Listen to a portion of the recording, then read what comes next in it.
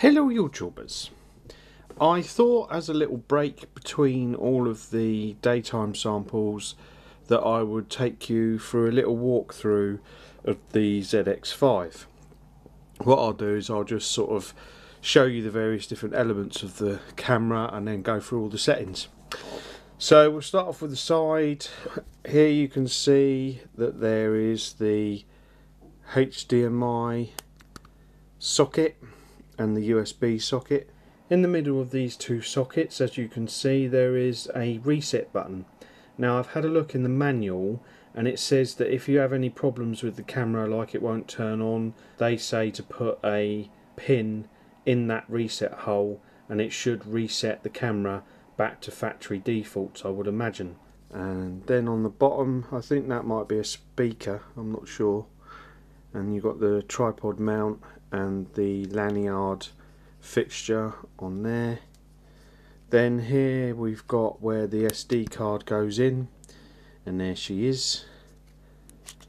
Normally there would be a battery underneath it, but this has got an internal battery, so there's no hole for that.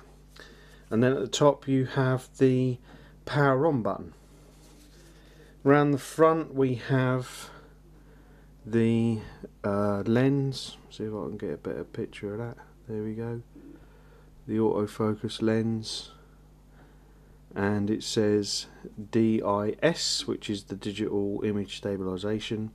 Then you've also got the mic there, and if we pull away, that's what she looks like. And then on the back of the camera we have the lovely display, and then we have the various different buttons to use for recording, settings, delete, etc. And a nice little sticker there. Okay, so let's turn her on. Now when I was doing my tests in the park, the glare shield was really good. It really helped me to be able to see what I was doing, which I was really chuffed with, and I was quite impressed with it actually, to be honest. Compared with the ZX3, I thought that the glare shield did a really good job, and I would assume that that little thing there is the sensor that helps to gauge the lighting so that it will do the automatic glare shield. So we know what the share button does, so let's see what this button does. This swaps between the video option, and you press it and then it puts you to stills. Now I think it's only 5 megapixels that you've got. I think the effects, you can use the effects in both settings. Then we have the play button. So I pressed it once, press it again and it gives you that option, press it again and it returns to there. So basically you sort of have the option to go through the various different videos that you've recorded, which is quite groovy. So there you go, that's the play button. Next up we have the delete button. So you can basically you put cancel, delete. So let's see, delete that picture, it's deleted, it then goes to the next one, and you can move pressing left or right depending on which one you wanted to delete. You press the delete button and then you delete. And then we have the settings button, so press that. So we've got the effects, just press the middle button and it brings you into the different effects. I am going to do a video showing you what these effects are like. They're probably going to be quite similar to the Play Touch, well, we'll have to wait and see on that one. Then you've got the underwater correction, on or off. I am hoping to do a bath test today, so we'll be able to test out the underwater correction as well, so that'd be groovy. Video resolution, so basically you've got your WVGA, 720p, 30 and 60 frames and 1080p. There is no setting for the camera so far that I've seen. Focus mode, you have auto and macro. The auto seems to do quite a good job. Microphone gain, same as all the other cameras, you can change it to however you want it. Sounds and LED, you can turn them off or on, like with the Play Touch.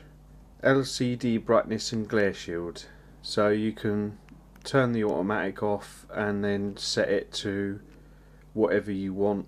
I leave the automatic on because it was really helpful in the really bright sunshine when I did those samples in the park. It really helped. Date and time, obviously, to change the date and time. So there you go, there's the date and time.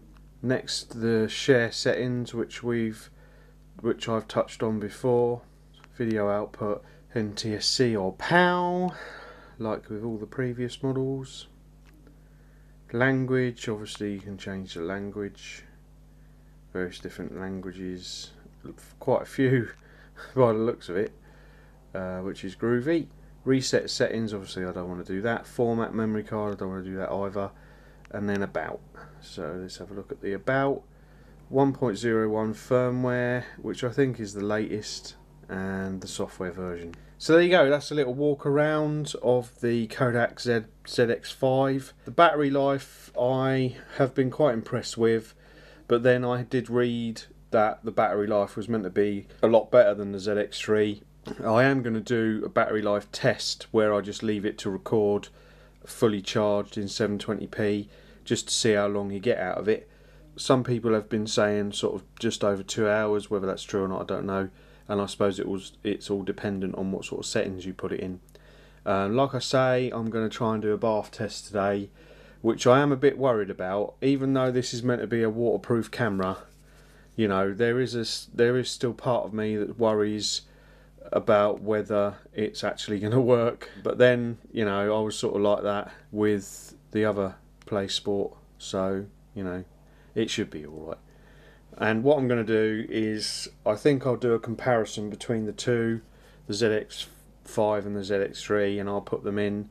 I'll also check to see what the macro's like and the water correction. So there you go. I have some Panasonic comparisons in the park that I'm going to be putting up after this video, and then I'll also do the bath test.